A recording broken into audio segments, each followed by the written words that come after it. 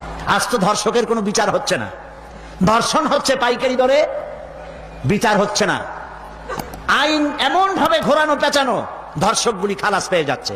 আবার নতুন কিছু ধর্ষক তৈরি হয়েছে, ধর্ষণ করে মেয়েটাকে হত্যা করে। আযানিয়াতু ওয়াযানি ফাজলিদু কুল্লা ওয়াহিদিন মিনহুমা মিআতা জালদা।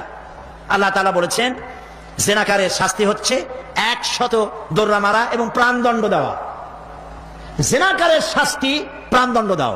জেনা করেছে প্রমাণিত হয়েছে, অবিবাহিত অবিবাহিতা যদি হয় দোররা মারো, আর যদি বিবাহিত বিবাহিতা হয় পাথর মারিয়া উড়ায় দাও। আজ তো ধর্ষকের কোনো বিচার হচ্ছে না, ধর্ষণ হচ্ছে পাইকারি দরে, বিচার হচ্ছে না।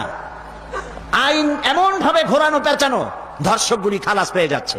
আবার নতুন কিছু ধর্ষক তৈরি হয়েছে, ধর্ষণ করে মেয়েটাকে হত্যা করে। নাউজুবিল্লাহ, বলেন নাউজুবিল্লাহ। এগুলো মানুষ না, এগুলো জানোয়ার।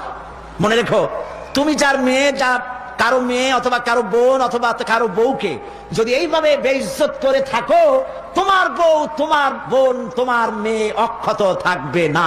এই ধরনের তাদের উপরেও ধর্ষণ হবে। বলেন নাউজুবিল্লাহ, বলেন নাউজুবিল্লাহ। অশ্লীলতার প্রচার প্রসার যত বেশি হবে, জেনা ব্যভিচার তত বেশি হবে, ঠিক কিনা? তারপরে ডিসেন্টিনার মাধ্যমে হাবিজাবি ছবি এগুলি দেখানো বন্ধ করতে হবে। বিবাহ সহজ করুন, অশ্লীলতা বন্ধ করুন, জেনা ব্যভিচার ধর্ষণ এমনি কমে যাবে। আলহামদুলিল্লাহ বলে।